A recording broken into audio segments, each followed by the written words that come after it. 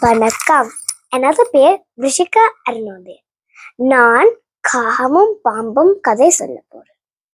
காகம் ஒன்று மரத்தில் கூடு கட்டி வாழ்ந்து வந்தது.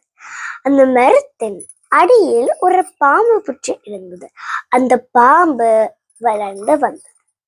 காகம் இடும் முட்டைகளை பாம்பு குடித்து வந்தது. இதனால் காகம் பாம்பை கொல்ல திட்டம் தட்டியது.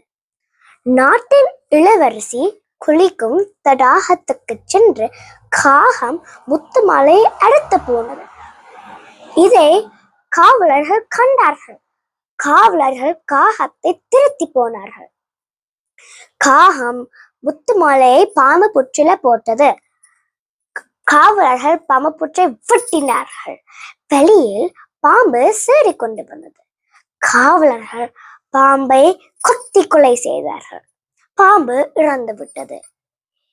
இதை பார்த்து கொண்டிருந்த காகம் மகிழ்ந்தது. நன்றி, வணக்கம்.